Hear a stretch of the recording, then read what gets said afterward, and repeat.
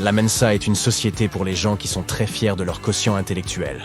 Résous ces énigmes difficiles et teste ton QI.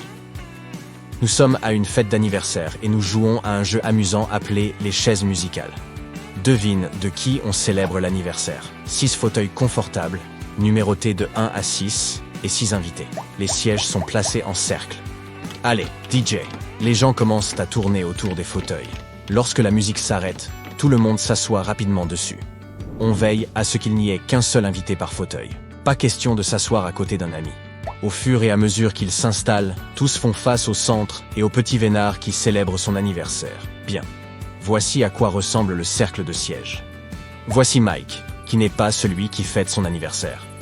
Il est assis juste à côté de Suzy. Mais ne t'attends pas à ce que Suzy regarde la personne dont c'est l'anniversaire. Elle n'est pas assise directement en face d'elle. Julia, quant à elle, veille à ne pas s'acoquiner avec Yuri. Nat est un gamer professionnel et s'assoit en premier. 4. Victor se trouve 2 places à droite de Julia. 5. Yuri, quant à lui, s'assure d'être à au moins 2 sièges de la personne dont c'est l'anniversaire. La grande question est la suivante.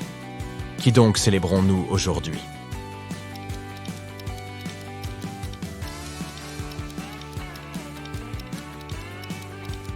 C'est l'anniversaire de Julia. D'après nos indices, nous savons que Mike est assis à côté de Suzy, que Victor se trouve à 2 places à droite de Julia, et que Yuri n'est pas trop proche de la personne dont c'est l'anniversaire. En regardant le cercle dans le sens des aiguilles d'une montre, nous avons donc Mike, Suzy, Victor. Un autre canapé, Julia et un autre canapé. En tenant compte du deuxième indice, notre arrangement se réduit à Mike, Suzy, Yuri, Victor, Nat et Julia. Enfin, en utilisant le 5e indice pour repérer la personne dont c'est l'anniversaire, il ne nous reste plus que Julia, Mike ou Nat. Mais la règle numéro 1 élimine Mike et Nat, ce qui nous laisse avec Julia assise sur le canapé numéro 1, Mike occupant le canapé numéro 2, Suzy assise sur le canapé numéro 3, Yuri sur le canapé numéro 4, Victor sur le canapé numéro 5 et Nat occupant le canapé numéro 6. Joyeux anniversaire, Julia. Passons à l'énigme de la poursuite policière. Seuls les vrais détectives pourront la résoudre. Nous nous trouvons dans une métropole tentaculaire dont les rues forment une grille infinie, s'entrecroisant dans toutes les directions. Ce qui est important pour nous, c'est la rue principale. Les policiers y sont postés tous les 100 pieds de maison. Un voleur est à présent tapis dans les ombres de la ville. Et notre mission est de lui garantir de tomber dans les bras des forces de l'ordre. Il y a un élément important à prendre en compte. Le voleur a les pieds agiles et peut courir plus vite que n'importe quel policier. Mais les policiers peuvent voir à l'infini. Il s'agit là de leur super pouvoir. De plus, la police et le voleur se trouvent tous deux dans la rue à tout moment. Réfléchis à une stratégie.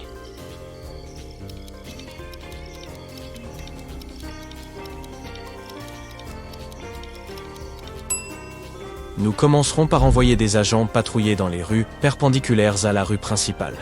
Cette démarche stratégique leur permettra de garder un œil sur toutes les rues parallèles à celle-ci. Avec cette double approche, nous couvrons tous les coins de la ville et notre voleur rusé ne peut se cacher nulle part. Maintenant, établissons une terminologie de base. Nous appellerons avenues les rues parallèles à la rue principale et rues celles qui sont perpendiculaires. Nous numéroterons les rues de l'infini négatif à l'infini positif, créant ainsi un paysage urbain bien organisé. Notre opération commence avec des agents postés dans la rue principale, aux rues 0, 100 positive, 100 négative, 200 positive, 200 négative, et ainsi de suite. Pour résoudre ce problème, nous mettons en œuvre un plan en 2 parties. Première étape. Dès le début de la poursuite, les agents postés sur les centaines impaires se dirigeront vers la rue 0.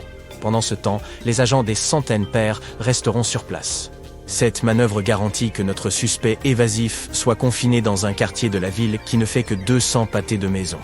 Chaque fois qu'il traverse une rue qui est un multiple de 200, il se trouve dans le champ de vision d'un agent posté à l'intersection de cette rue et de la rue principale. La deuxième étape commence lorsque les agents des centaines impaires cessent leur promenade le long de la rue principale, une fois qu'ils ont atteint la rue plus ou moins 1, la rue plus ou moins 2, la rue plus ou moins 3, et ainsi de suite. À ce moment-là, ils tourneront à droite et poursuivront leur patrouille. Les agents des rues à numérotation positive marcheront dans une direction, tandis que leurs homologues des rues à numérotation négative iront dans la direction opposée. En parcourant leurs rues respectives, chaque agent jettera un coup d'œil vigilant sur toutes les avenues qu'il croisera.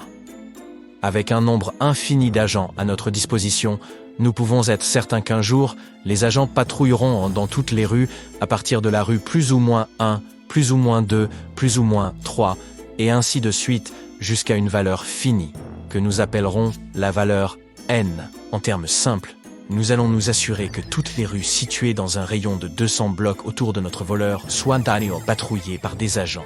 Si notre voleur veut rester en liberté, sa seule option est de se cacher dans l'une des avenues. Mais tôt ou tard, lorsque nos agents s'éloigneront de la rue principale, scrutant chaque avenue qu'ils croiseront, le jeu du chat et de la souris prendra fin. Mission accomplie. 3 interrupteurs sont chargés d'allumer 3 ampoules d'une manière particulière. Chaque interrupteur n'actionne qu'une seule ampoule, et chaque ampoule n'est connectée qu'à un seul interrupteur. Cependant, il y a un hic, car seule l'une des affirmations suivantes est vraie. L'interrupteur numéro 1 dit « Je contrôle l'ampoule B ».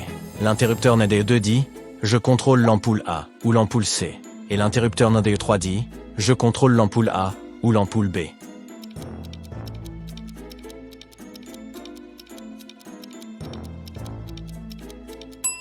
Si tu as répondu dit « L'interrupteur numéro 1 va avec C », l'interrupteur numéro 2 va avec B et l'interrupteur numéro 3 va avec A, alors tu as résolu l'énigme.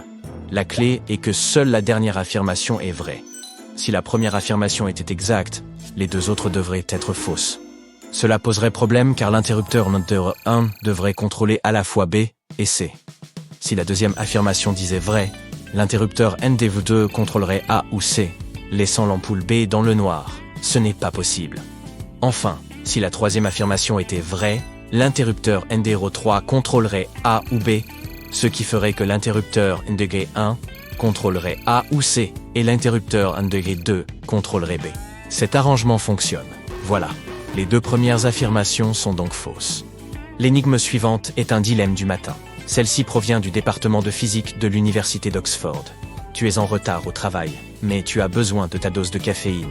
Tu te sers une tasse de café noire fumante, mais elle est trop chaude pour être manipulée. Comment ta tasse de café peut-elle se refroidir plus efficacement? 2 possibilités s'offrent à toi.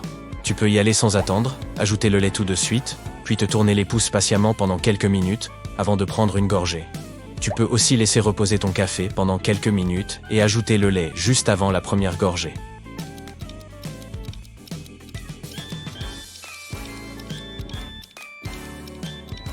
Le ticket gagnant est la seconde option.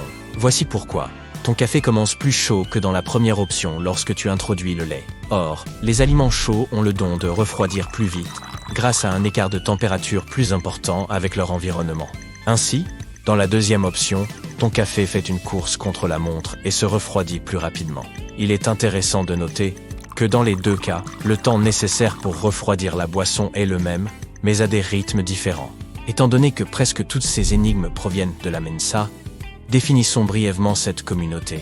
Elle compte plus de 150 000 membres de tous horizons, répartis dans plus de 90 pays à travers le monde. Mais que fait-elle exactement?